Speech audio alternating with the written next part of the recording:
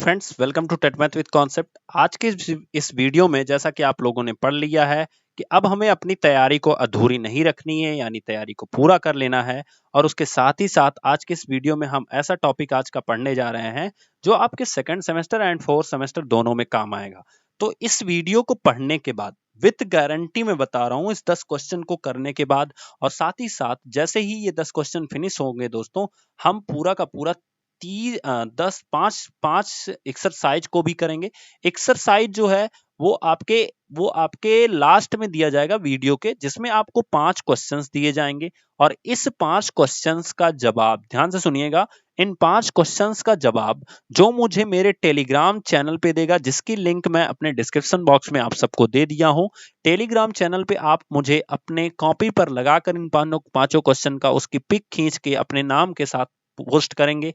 जिसका जल्दी आएगा और पूरा सही रहेगा उसको विनर घोषित किया जाएगा। और इस विनर के बाद उसका नाम मैं अपने चैनल के थ्रू पूरे यूट्यूब पे पोस्ट करूंगा, जिसमें आपको हजारों लोग देखेंगे, आपको हजारों लोग जानेंगे, एज अ विनर जानेंगे। सो आप लोग लास्ट तक वीडियो को देखिएगा एंड वो 5 क्वेश्चन जरूर से जरूर लगाइएगा। ठीक है, स्टार्ट करते हैं अपना सेशन। तो हम लोग डिस्कस करेंगे, आज हमारा पार्ट फर्स्ट है जिसमें हम अपने पार्ट फर्स्ट को डिस्कस करेंगे।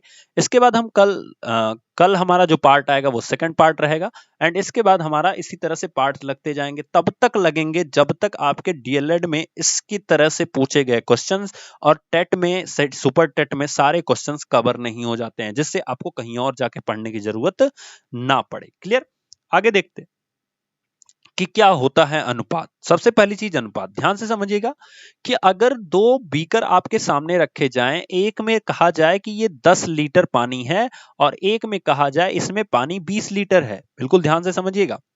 ठीक है, इसमें 10 लीटर पानी है, इसमें 20 लीटर पानी है। इसको हम ए मान लेते हैं, इसको बी मान लेते हैं। तो आप क्या कहोगे कि सर जी जो बी वाला है ये दोगुना है किसके? ए के। भाई सिंपल सी बात है, अगर हम 10 लीटर वाले में किससे गुणा करा दें? 2 से गुणा करा दें तो 10 दूना कितना हो जाएगा? 20। इसका मतलब ये दोगुना कौन है? ए है। इसका मतलब 2a हो गया। तो बी जो है वो 2a के बराबर है। अब ध्यान से समझिएगा कि अगर हम बी को ए के पास ले आए, बिल्कुल बहुत ध्यान से समझिएगा, अगर हम क्या करें बी को ए के पास ले आए तो बी के पास कुछ है? तो बिल्कुल है, ऐसा मत कहिए कि ना है। तो है क्या है? एक एक होता है, जहां पे कुछ नहीं होता वहां पे क्या होता है? एक होता है।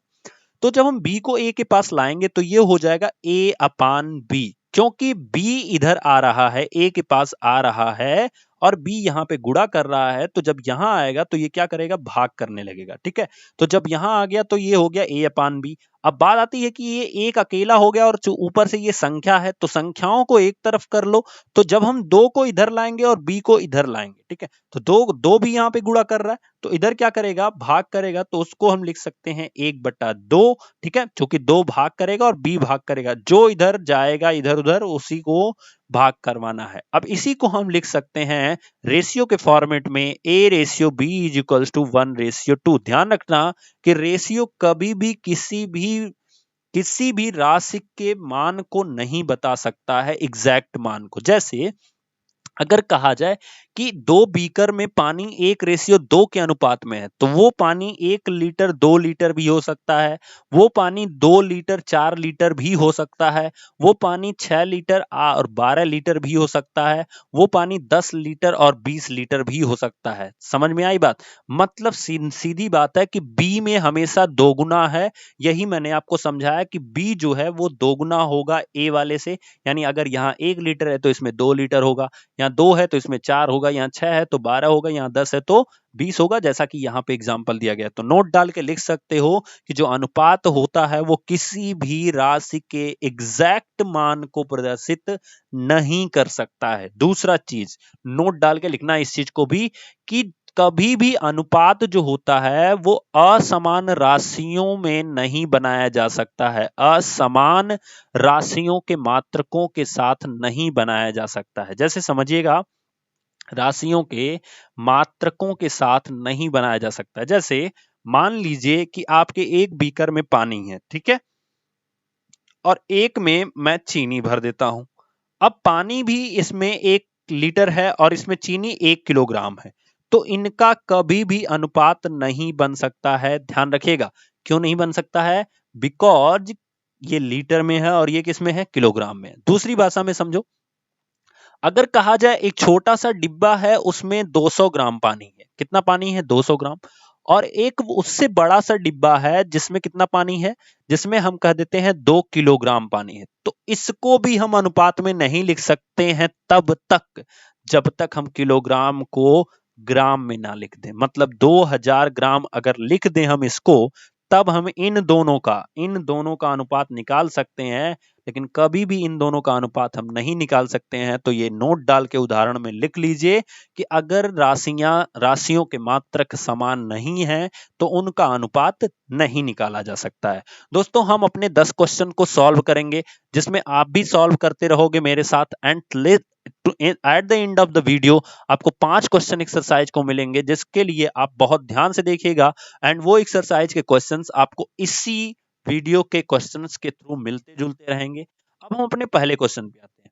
तो दिया गया है 80 पैसे और 4 रुपए का अनुपात बताइए। तो 80 पैसे जो है, ये 80 पैसे में है, ध्यान रखिएगा, ये किस में है, पैसे में है। और ये किस में है, रुपए में है। तो रुपए को हमें किस में बदलना पड़ेगा, रुपए को हमें किस में बदलना पड़ेगा, पैसे में। तो ये हो जाएगा 400 पैसे। ठीक है। अब यहां पे जो रेशियो आएगा, रेशियो जो आएगा वो क्या होगा, वो होगा 80/400। ध्यान रखना, जो वैल्यू आपको पहले दी गई है उसी को ऊपर रखना है, जो बाद में दी गई है उसे नीचे लिखना है। अब यहाँ पे 400 क्यों लिखा जा रहा है, मैंने आपको समझाया अभी थोड़ी देर पहले कि जब तक इनकी राशियां क्या हो जाएं, समान ना हो जाए, हम इन्हें अनुपात में नहीं बदल सकते हैं। Clear that. अब 0 से 0 हमारा क्या हो जाएगा, कैंसिल। 8 1 8, 8 5 कितना हो जाएगा, 40। तो ये हो जाएगा 1/5 और इसी को हम 1:5 लिखेंगे। इस तरह से हमारा पहला आंसर आ जाएगा। ठीक है।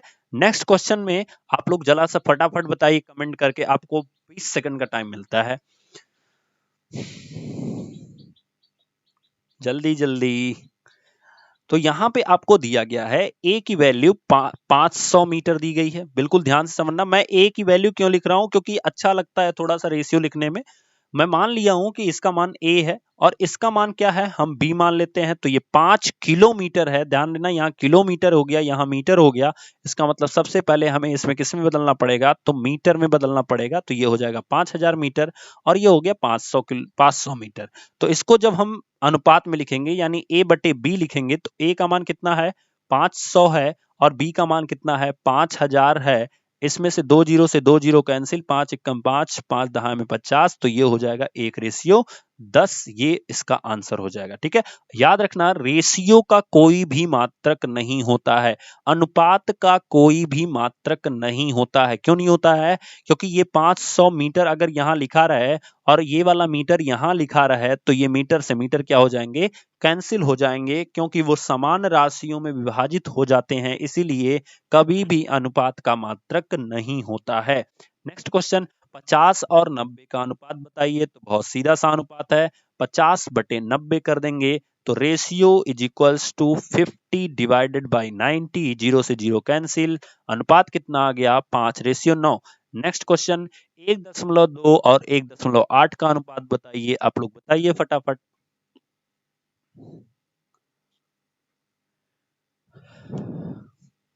वाह वाह, कुछ लोगों के आंसर भी आ रहे हैं। Good good good good. चलो देखते हैं 1.2 और 1.8 का अनुपात कितना होगा। तो 1.2 और 1.8 इस तरह से हम लिख सकते हैं बटे में करके। ध्यान दीजिएगा, बहुत ज्यादा जब जगह आपको काम आएगा, जब भी आपको दशमलव के बाद समान अंक मिले। जैसे दशमलव के बाद एक ही अंक है और यहां भी दशमलव के बाद एक अंक है, तो इसको डायरेक्ट 12/18 लिखा जा सकता है। अब हम काटेंगे, 6 दूना कितना हो गया, 12। जिस संख्या से ऊपर काटेंगे उसी संख्या से हम कहां काटेंगे, नीचे काटेंगे। और 6 तिया कितना हो गया, 18। तो इसको हम अनुपात में लिखेंगे 2:3। ये हमारे अनुपात का आंसर होगा। ठीक है। नेक्स्ट देखते हैं, 1.2 किलोग्राम और 840 ग्राम को अनुपात में बदलिए। जल्दी से बदलिए। ध्यान दीजिएगा, यहाँ किलोग्राम है और ये ग्राम है, तो आपको सबसे पहले इसको किलोग्राम को ग्राम में बदलना पड़ेगा। जल्दी जल्दी बदलिए। वेरी गुड, कुछ लोगों के आंसर भी आ रहे हैं। चलिए, तो इसे हम A मानते हैं और इसे हम क्या करते हैं, B मानते हैं। ठीक है। तो A की वैल्यू कितनी है, 1.2 kg। क्लियर। एंड बी की वैल्यू कितनी है 840 ग्राम। ठीक है। अब इसे जब हम किलोग्राम से ग्राम में बदलेंगे तो आपको पता है 1 किलोग्राम बराबर 1000 ग्राम होता है। ठीक है। तो 1.2 किलोग्राम बराबर कितना होगा? बहुत सिंपल सी बात है, 1.2 गुणे 1000 कर देंगे हम। अब देखो ये जो एक जीरो है ये इसके दशमलव को खत्म कर देगा, यानी यहाँ पे बचेगा 12, और चूंकि ये एक जीरो खत्म कर दिया इसलिए ये जीरो भी खत्म हो जाएगा, बचेगा क्या 100। तो जब हम गुणा कराएंगे तो ये हो जाएगा 1200 ग्राम। क्लियर। तो आपको पता चला ए की वैल्यू कितनी हो गई 1200 ग्राम, और बी की वैल्यू कितनी है 840 ग्राम। ठीक है। अब हमें क्या निकालना है? ए अपान बी निकालना है। तो हम लिखेंगे 1200 बटे 840 ग्राम। जीरो से जीरो कैंसिल, 4 से काटोगे तो 4 तिया 12, 4 से यहां काटोगे तो 4 दूना 8, 4 एकम 4, ऊपर कितना हो गया 30 और नीचे कितना हो गया 21। अब इसको हम अगर 3 से काटेंगे, ठीक है, तो 3 दहा में 30 और 3 सते 21, यानी इसका रेशियो कितना आ गया 10:7 के। क्लियर। आगे देखते हैं। तो दिया गया 3 वर्ष और 2 साल 6 माह। ध्यान दीजिएगा इस चीज को, 3 वर्ष अलग है और 2 साल 6 माह एक साथ है। फटाफट बताइए कितना होगा आंसर।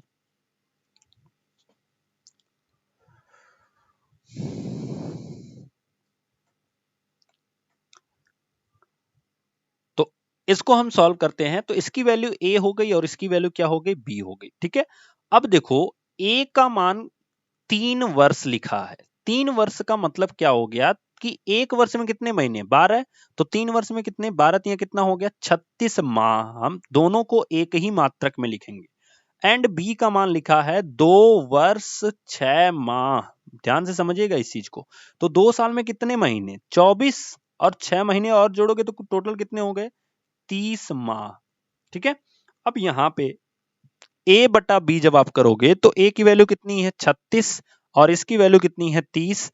काट दोगे आप अगर 6 से तो 6 छवा के 36 और 6 पचे कितना हो गया 30। देन ये हो जाएगा 6/5 यानी 6:5 इसका क्या हो जाएगा आंसर हो जाएगा। दोस्तों एक काम एक रिक्वेस्ट आपसे है कि आपको यहाँ पे किसी भी चीज की फीस नहीं देनी होती है, आप सारी चीजों को फ्री में पढ़ रहे हो, तो एक काम तो आप कर ही सकते हो ना, जल्दी से जल्दी और ज्यादा से ज्यादा मैक्सिमम लोगों के पास इस वीडियो को शेयर कर दो। लैंड एक बार जरूर से जरूर सब लोग फटाफट लाइक करो इस चीज को। ठीक है।